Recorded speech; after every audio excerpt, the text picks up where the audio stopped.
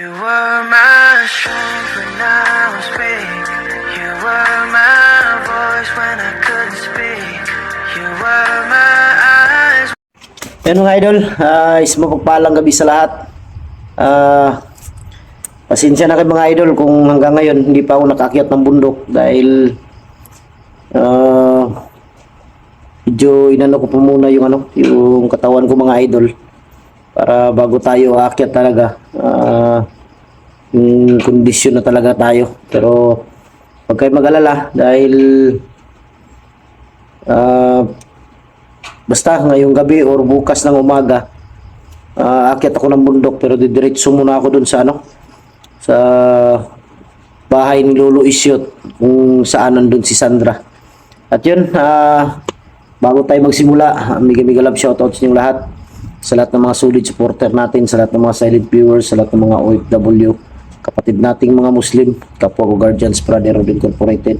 Mega love shoutout sa inyong lahat mga idol. Pumunta ako kay Lolo kanina mga idol para magpahilot.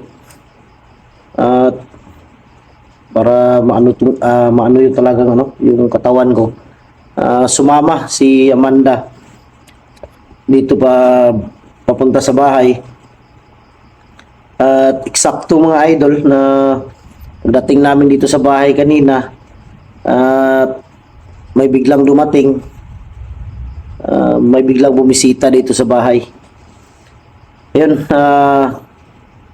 papakita ko sa inyo ngayon kung sino yung dumating na bumisita dito sa bahay. Dahil alam ko matagal na ninyong hinahanap to, matagal na ninyong hindi nakita.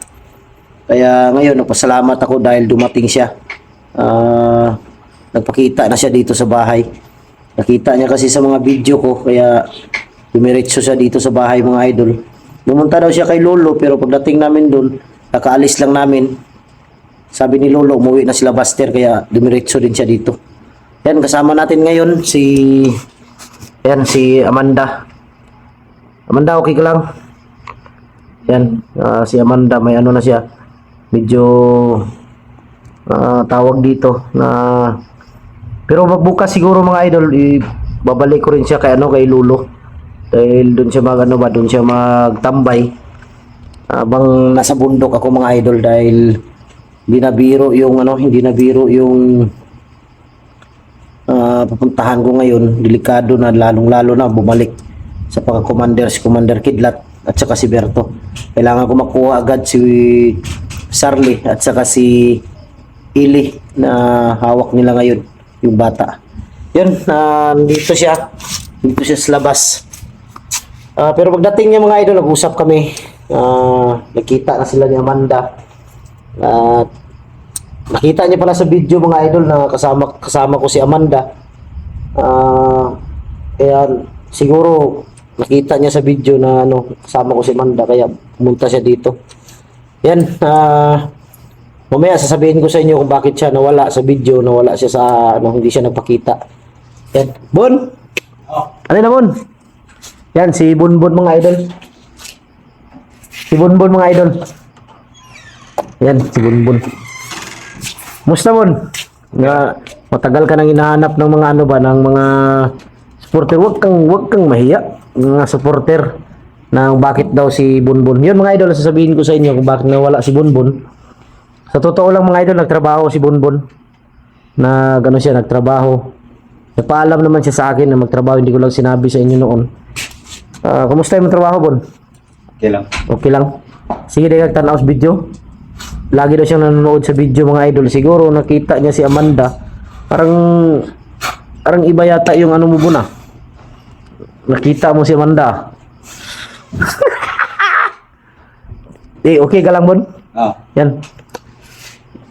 Bon, lapitan mo si Amanda Bon. Magkamay niyo Bon. Walang iya. Sabi mo sa akin, gusto mo makilala si Amanda.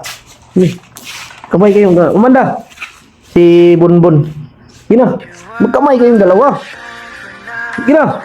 Walang iya, lalaki ka. Kaliwa, hindi pwede yan. Kanan. Yan. Huwag kang tumawa dyan. Walang iya itong bata na to. Itong mga idol, si James, yung anak ko. Tumawa siya. Bakit ka tumawa? Ha? Di, sabi ko kasi, sabi ni Bunbun kanina mga idol, nung dumating siya, na may ano daw, may ano tawag dito? Limutan ko tuloy. May ibigay siya kay Amanda. Hindi ko alam kung ano ibigay niya. Bon, ano ibigay mo, Bon? Ibigay mo na, Bon. Huwag kayong mahiya.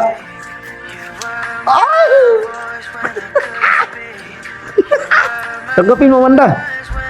Bon. Abanti ng konti, Bon. Abanti ng konti.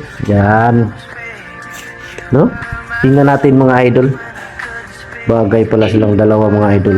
Amanda, yung bulaklak, saan? Pakita mo sa kamera. Harap ka dito. Diyan, patingin ng bulaklak. Amanda. Saan mo ninakaw yan? Bon, saan mo kinuha yung bulaklak na yan? Baka hanapin ng may-ari yan, ha? Yan mga idol, oh. Nag-effort talaga si Bunbun mga idol, oh. Binili niya ito. Amanda, oh. Anong masasabi mo, Amanda? Salamat. Ha? Salamat.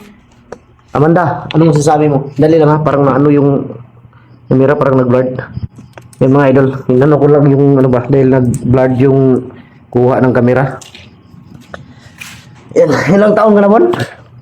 17. Ha? 17. 17. Ikaw, Amanda? 16. Uy, isang taon lang yung pagitan nilang dalawa. Alang ya, pwede na to. Pwede, huwag kang tumawa, James. Yan mga idol, 17 si Bonbon, 16 si Amanda. Talagang ano na, talagang pero hindi pa sa siguro pwede mag ano lang kayo. Pwede mag-shoota. Pero huwag kayong smearing hoy, ha. Hoy. Wag muna, bawal yan mag-smearing hoy. Kailangan umabot pa siguro si Amanda ng 18 tapos ikaw 19. Yan pwede na yan. Pero ngayon ano lang, pwede yung kiss lang ganyan. Pero yung mag-smearing hoy, wag ha. Delikado yan. Ayan mga idol, ano kaya tawag natin dito sa kanila, yung love team nila. Dahil sa noon may landit yun, yung mga sabi ng supporter. Bun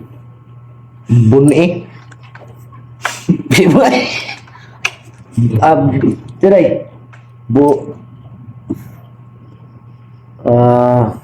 di kayo na magbigay mga idol kung ano yung tawag natin sa kanilang love team. Dahil hindi ko alam, wala akong maisip na dito rin kakalulong nila mo. May paghawa na mo, niabot ka. Ngayon nga lulo niya, tumidri. Kumusta yung trabaho mo? Okay ra? Yan mga idol, na trabaho na si Bonbon dahil baka balang araw. Hindi natin alam. Baka magsama sila ni Amanda. Buhay niya si Amanda. Baka may bakante pa dun sa trabaho mo, Bon. Baka pwede mong ipasok sa trabaho si Amanda. Para may kita kayong dalawa ba. Walang iya, pareho silang may hikaw. Di, Bon. Ano siya balik trabaho? Ugma. Bukas daw siya mga idol, balik ng trabaho. Basta, kung pupunta ka kay Lolo, huwag kang mag-alala dahil nandun lang si Amanda. Pwede mo bisitahin dahil ako, paakyat ako ng bundok. Dahil gusto kong, kailangan na ng tulong ni Sarly. At saka ni Ili, yung anak ni Sarly, dahil nabihag silang dalawa. Sinabi ni Lolo sa'yo kanina, na may nabihag ng kasama ko. Yun. Basta pumunta ka kay Lolo, huwag kang mag-alala dahil nandun lang si Amanda. Bon, may sasabihin ako sa'yo, Bon, na sa susunod, Bon, pag magkita kayo ni Amanda dun kay Lolo, sa susunod, yung magdala ka ng bulaklak, yung mas malaki pa dyan. Ha? 3, I love you. Malangiya. Anong sa tingin mo, Bon, si Amanda, Bon? Maganda? Ha? Bon, maganda, Bon? Sigurado ka? Ikaw, Amanda, anong sa tingin mo? Gwapo si Bonbon? Ha? Laka. Basta yun lang sabihin ko sa inyo na pwedeng magsyuta. Basta wag lang mag-ismiring. Basta wag lang mag-ismiring ya. Ha? Yun lang ano ko sa inyo dahil delikado, bata pa kayo. Alam ko pag bata pa, malakas yan. Kaya pero nagdala si Bunbun kanina ng ano mga idol. Bulaklak at saka may mga dala siyang marang, lansunis, mangustin. Hindi ko alam kung sa binili siguro ni Bunbun na nagkasahod siguro to. Magkano ang sahod mo, Bun? Magkano ang sahod mo? Buwan? 2.5 buwan? Pero libre na, kain. Okay ra. Importante meron kaysa babalik ka sa pagkabandido, wala kang mapapala, wala kang mararating yan. Mabuti na yung trabaho ka. Ano yung trabaho ni Bunbun mga idol? Ano yun, Bun? Kalimutan ko yung trabaho mo, yung sa tubig. Yung ano mga idol ba, yung mineral water. Siya yung tagalagay sa galon ng tubig. At minsan nade-deliver din sila. At libre naman sila kain, 2.5 yung buwan. Okay lang yun, taga buwan. Importante may tapos sunod na sa sahod mo, magbabalik ka dito pag nandito si Amanda. Bibili ka ng cake, Goldilocks. Yung ano ba, yung hindi kaya sabihin mo, Buster, pwede ba kami mamasyal? Wala problema sa akin, gamitin niyo yung motor. Mamasyal kayo sa unahan. Para maging ano din kayo. Yun mga idol. Sa wakas nakita na sila dahil kanina pagdating ni Bunbun, hinahanap niya una talaga si Amanda. Saan daw si Amanda? Sabi ko nandyan lang sa loobon. Lang ya, ito si Bunbun mga idol, may pagnanasa pala to. Mga idol, may ano si Bunbun ba, may pagnanasa kaya kay Amanda. Kaya ikaw Amanda, ano lang, pwedeng magano pero iwasan nyo yung tawag dito. Delikado yan, bata pa kayo, masisira yung buhay nyo. Si Bunbun, ano to, wala problema to si Bunbun mga idol, dahil mabait naman to. Ano siya, yung masipag ba. Pumunta daw siya, nung dumaan siya kay Lolo kanina, binigyan niya si Lolo ng pera dahil pambili daw ng bigas. 2.5 yung sahod niya. May natira sa kanya na ano na 1.5 dahil binigay na kay Lolo yung ano, yung 1,000. Tapos bumili siya ng bulaklak. Hindi ko alam kung magkano yan. Siguro mahal yan, Bon. Pila na, Bon? Pila na palit mo na? Ha? 100? Barato lagi. 100 daw mga idol, 100. Kasi sunod, bili ka, Bon, yung bulaklak na ganun kataas ba? Bigay mo kay kay Amanda. Tapos magbili ka ng dito ka matulog ngayon? Dito ka matulog? Huwag niyo patayin yung ilaw ha. Dito kasi natutulog si Amanda mga idol. Diyan sa kama. Tapos dito walang natutulog. Pwede ka dito, Bon. Dito lang si Amanda. Ha? Pero ang anak ng titing, baka patayin niyo yung ilaw. Huwag niyo lang patayin yung ilaw, ha? Delikado. Baka gumalaw yung kamay mo.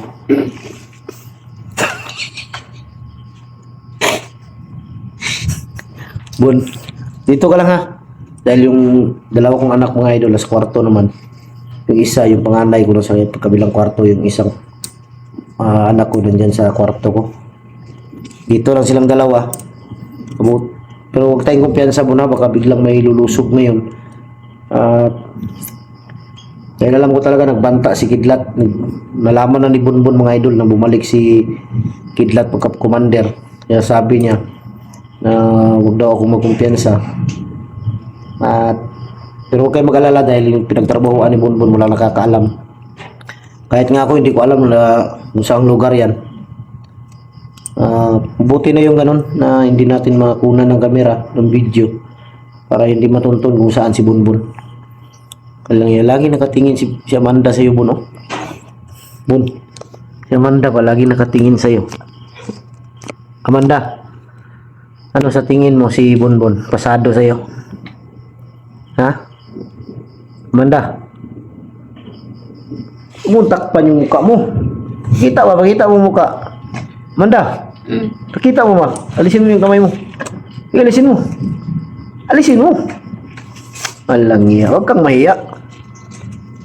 Mahiya siya mga idol dahil sa harap ng kamera. Siguro pag sila lang dalawa ngayon. Dahil ngayon, matapos kong ma-video, alis muna ako. May puntahan ako ba? Sila muna dito. Hindi ko alam kung ano pag-usapan nilang dalawa. Basta huwag nyo lang patayin yung ilaw, ha. Delikado yan. Baka anong mangyari. Huwag mo isuko yung perlas ng silanganan mo.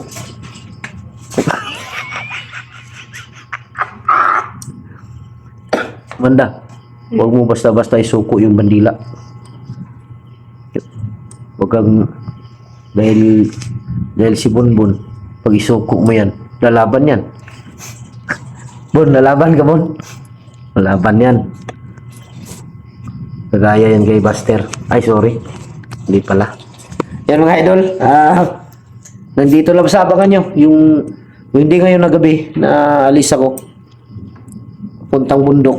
Pupunta dun sa muna sa ano, bahay ni Lolo Isyot. Hindi ngayon, baka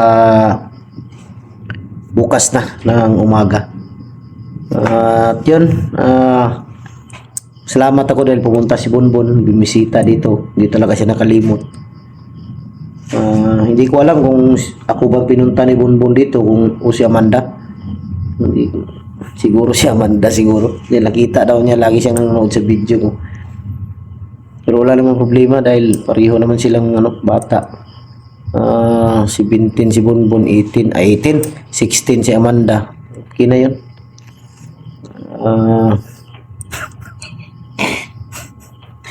Yun mga idol, nandito na lang yung video natin. Maraming salamat. God bless ating lahat. I love you all.